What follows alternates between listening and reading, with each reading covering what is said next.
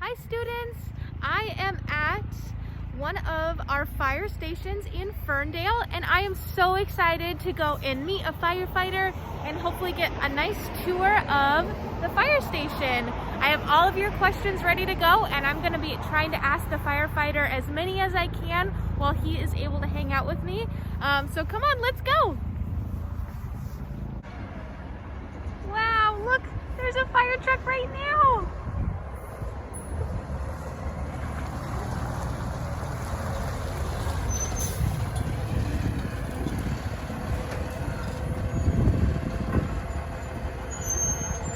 So we are in the fire department right now, and we have a firefighter here right now. Would you mind introducing yourself? Hi, my name's Aaron Bassett. I've been a firefighter here at Whatcom County Fire District 7 for about 13 years, and I did some volunteer work at multiple other departments for about 5 years before that.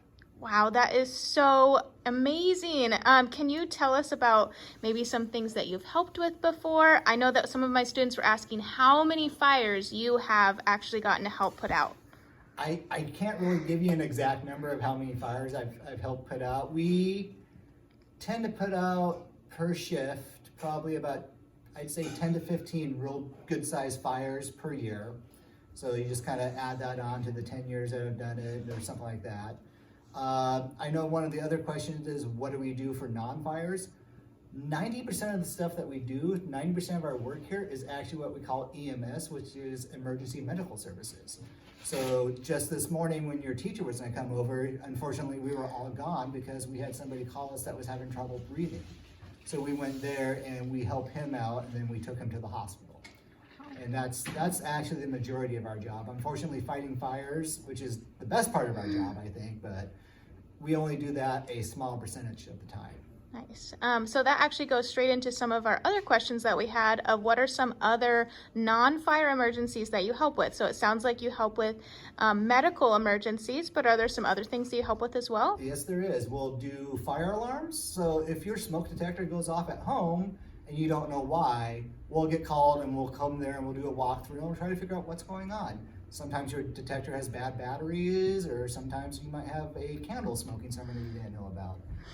We've also get called for flooding. We'll get called for car wrecks. Any type of disaster or any time that something's going wrong that somebody doesn't know how to fix, we get called for it because we're kind of the jack of all trades, master of a few.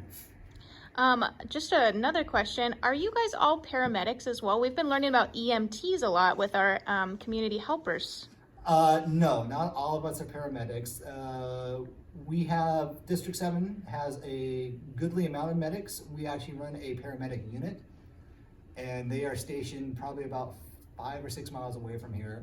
But because of that, we have a couple other paramedics that are now lieutenants that work on the fire side. So they ride the engine and whatnot. But no, all of us are EMTs and some of us are paramedics. Awesome. Okay, we've been trying to learn about what the difference between an EMT and a paramedic is, so that's really EMT, interesting. The best way I can say this is when an EMT shows up, we're there to stabilize, make sure the patient's not going to have some serious issues. Whereas the paramedics can actually do a lot more. They can do what we call push drugs or actually give certain medications, and the EMTs can't really do that. But if you have a fall and a broken bone that's not life-threatening, you'll deal with me as an EMT compared to if you have a fall that's really serious, then you'll probably end up dealing with a paramedic. Awesome. Okay, that's super interesting. I know we had a couple other questions, but maybe could we go and look at the engines and look at some of your guys' suits as well, and we can talk about those other ones. Yeah, let's do that. Awesome. So, as we all know, firefighters have some very, very specialized gear. When we go into fires, it's really hot, really smoky, and it's hard to breathe. All these things are bad, so we try to protect ourselves. In order to do that, we have what we call our turnout gear or our bunker gear. And I'll talk about those as I'm putting those things on here real fast. The first thing we're going to put on is our pants and our boots. We have it set up like this because we have to be able to get all this stuff on in under a minute. Wow. So we do it very, very fast when we need to. So the first thing we'll do is we'll put on our bunker pants and boots. We have our pants set up very easily that we can just slip our feet into our boots like that. And then we just pull these up, roll them on. Now, you can't be a firefighter without having the suspenders, because I think everybody expects us to have it. So these pants are made out of a very special material called Nomex, and it has multiple layers on it. This will protect us up to about 800 degrees. Wow. So if you guys do any cooking at home with mom and dad, and you put your oven mitt on, and you stick your hand in the oven to pull something out, you know how it kind of gets a little bit warm, but you don't feel all the heat? We're basically putting on a giant oven mitt. It's the best way to think about it. Next thing that we'll go for is our other nice little Nomex hood. So if you guys ever watch NASCAR or races, you'll see the drivers wearing these. We wear them, and it's for the same reason. We want to be protected from fire and burning our ears and the rest of our body once we get our helmets on. Then we'll throw our jacket on.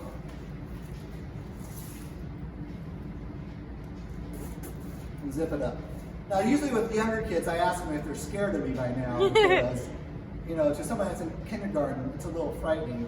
But second graders, you all know I'm a human underneath there, so there's nothing to be afraid of. They're pretty brave too. I got a good set of kiddos. So this is what we call our turnout gear. And the gear itself probably weighs about 15 pounds, I'd say. Wow.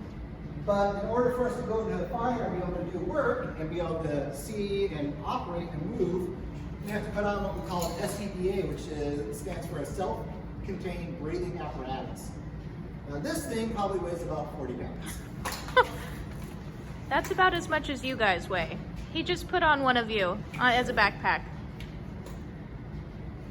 I guess maybe some of you guys weigh a little bit more, but around there. Also told together, I've told that our turnout gear with our packs and everything else, maybe some tools, usually weighs about 70 pounds. Wow, 70 pounds. That's a lot of weight that they're carrying. One of our students asked if all that gear sometimes slows you down. It does, but we do a lot of physical training, and we do a lot of hands-on training with our hoses and our fire apparatus that will wear everything. That way we get used to the weight, we get used to having this giant thing on our back and being able to crawl underneath tight spaces or wedge ourselves up in attics or whatnot. Wow. So it's like anything else you do, the more you use it, the more used to it you get. Awesome. So they do lots of training to help them be prepared to be able to do this. Then we have the helmet and the mask. Do you want me to put those on for us? I think that's okay if you don't want to put them on. I don't mind. Wow, this is so much gear. Do you guys do practice of just putting on your gear quickly? Is that part of your training? In order to become a firefighter, we send all of our volunteers through a 3-month academy. So it's like 2 nights during the week that they do book work, and then they do Saturday and Sunday and the weekends actually physically training, and they always have all this on, and they'll move ladders around and play with the hose lines, and it's our basic firefighter one that everybody has to have that to be able to work. Wow. Work or volunteer. Okay guys, I'm gonna try to put on the breathing gear. We'll see if I can do this. Oh my goodness.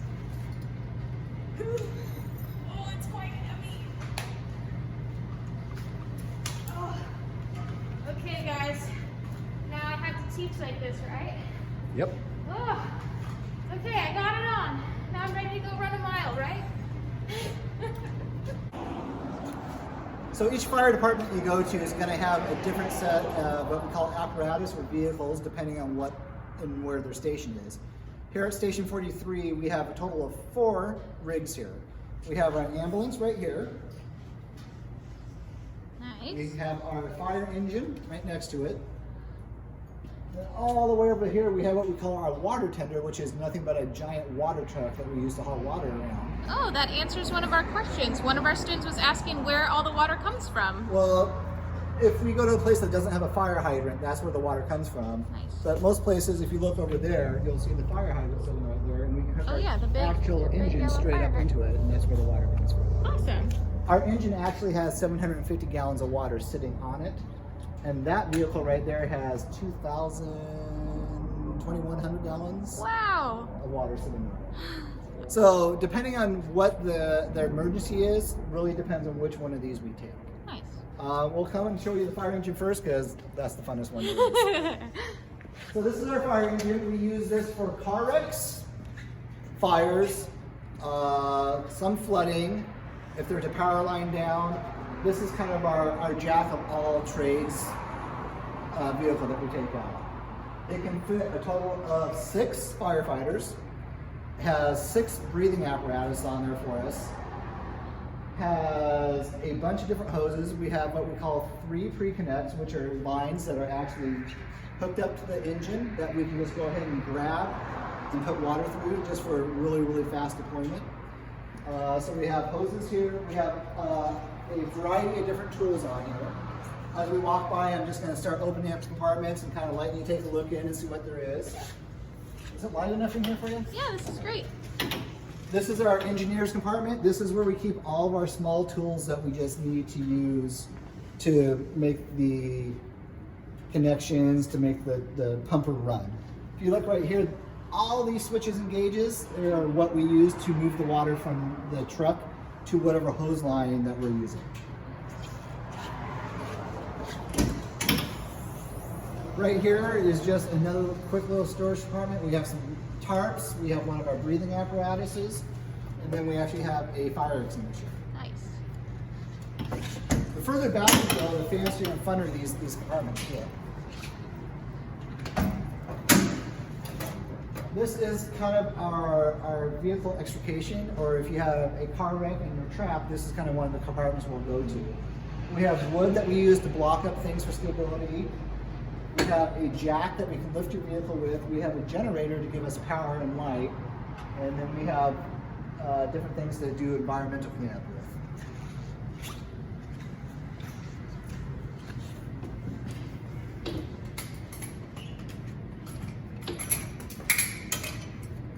Back here is what we call our hose bed. Funny name, but this is where we keep all of our spare hose that's not hooked up to the engine. And if we ever go to a fire that the hydrant is a far, far distance away, we have enough hose, I think we have 1,000 feet right here, that we can tie into a hydrant to get our water supply and get the water to the houses on fire.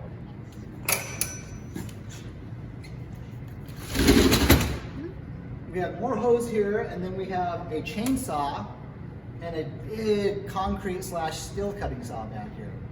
And we'll use this to cut holes in the roof, or cut through a building, or if we have to, and there's a tree down the side of the road blocking our way, we'll cut through the tree and move it out of the way to move. This is my favorite compartment, and this is probably the funnest compartment that we have. If you guys watch TV shows like 911 or any of those, you'll recognize that. These are what we call our jaws. These are the tools that we use to cut up cars and rescue people out of cars. Wow. And that's just a lot of fun to do. A lot of fun to do. It's one of my favorite things. I mean, it's sad that someone, got their car damaged, but as a firefighter, practicing with that and going to a junkyard and finding cars to play with, best thing of the job, I think.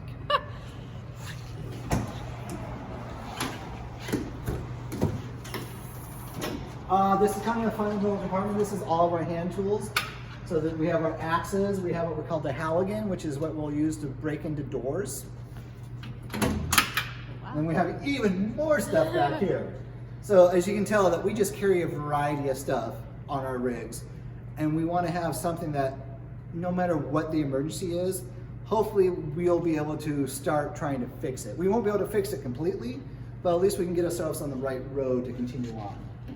This is what we call our medical compartment. Yes, I know it's a fire engine, but we still have medical kits with us.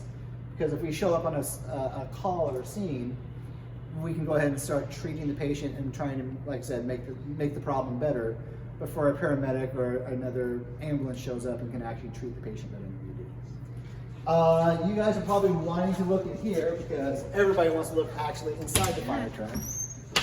It's a little bit messy right now because we have our gear in it. We'll actually sneak around to the other side and it's easier to get in. But we have seats for 4 firefighters in the back, 2 facing forward, 2 facing backwards. And if you notice, our breathing apparatus are actually embedded in the seat here. And that way we can get our bunker gear on, get in here, put our seatbelts on, because you always have to wear your seatbelts. and then we'll just slip everything else on. And once we get up to leave the truck to go do our work, the backpack just stays with us and we get going. This is where the officer rides, and he's the guy in charge of everybody on the crew this day. And you'll notice that he has a computer in front of him and a radio and all types of things. And he has to be doing some thinking of what's going on or what we're going to, and do what we call pre-planning to kind of get an idea of how to fix the problem that we're going to. I sometimes sit in that seat, but I don't enjoy it as much as I do this next seat.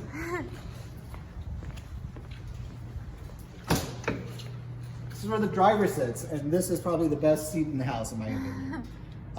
You're in charge of driving the apparatus, getting it to the scene, and being able to pump. Hop on in there, take a seat, and see what you think. Okay.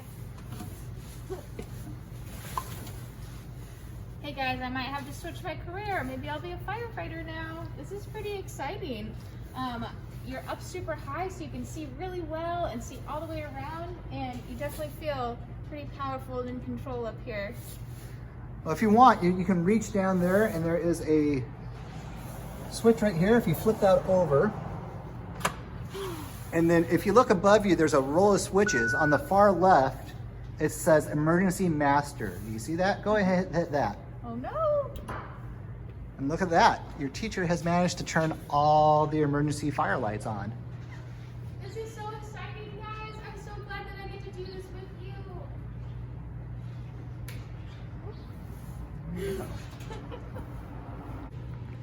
So now that I told you about the fire engine, we're going to actually talk about the vehicle that we use probably about 90% of the time. This is we call it an aid box, but it's an ambulance, and this is what we take to car wrecks and medical calls. We'll sometimes take it to the fire if there's enough of us, because in case one of us gets hurt, we have something we can take a ride to the ambulance, ride to the hospital with. It's a pretty simple cut and dry. Like I said, we do probably about 90 to 95% of our work in here. Hop on in here with me. We have a gurney that we'll put the patient on. If you look over here, this is kind of our go-to ready area. We have all of our jump kits, which is what we call these things. And in there we have all the tools and supplies we need to start working a patient or treating a patient. We have a tourniquet. Just run through some of this real fast.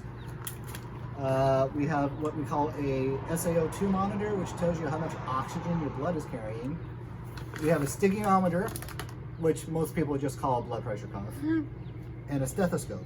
These are our main tools that we'll use when we first show up to see a patient and kind of get what we call vitals, which will tell us how sick or not sick the patient is.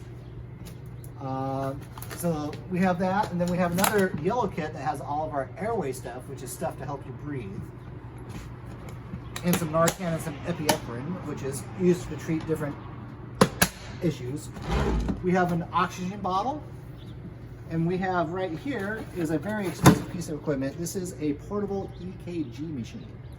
So if you're having a heart, well, you guys shouldn't be having heart attacks, but if somebody you know is having a heart attack, we'll show up, hook this up to them, and take a picture of what their heart's doing so we can give it to the doctors at the hospital. We don't have anything heavy duty like extrication tools or anything like that on this. Anytime that there is a car wreck or a bigger emergency, this will go to it, but it'll also have an engine, either ours or another one from another department or station, that carries all the tools for us. Main purpose for this thing is to treat patients and get them to the hospital safely. If you also look up here, we have a bunch of shelves and cubbies, and this is just more supplies that we carry, and this is more of a, once we get the patient stabilized, we'll try to fix their problem with this stuff. Whereas these kits are just the right away, let's get the patient feeling a little bit better. Nice. It's basically a box here. We have a couple of outside compartments that carry more tools. We do carry our bunker gear with us at all times, so in case we are out on the road and there's a fire, we can go ahead and drive straight to it. And if you can see right here, we have our two people have our bunker gear just stored here, ready to go. Perfect. And they actually also have some breathing apparatus or air packs on here with them too. Nice. So they can perform a rescue, they just can't put any water on the fire because this does not carry any water. If you want to take a quick look at the inside, it is just like your parents if they have a truck or a van. There's really not much difference except for that center console is where all the pretty buttons and lights and switches are. Nice. Woo. Well, Awesome. I want to thank you guys for having your teacher come out, and hopefully this answers some of your questions. If you guys have more questions, please let us know, and we'll be happy to answer them as fast and fully as we can. Awesome. Thanks so much for being able to meet with us today. It was Welcome. wonderful. Be safe, kids. Bye.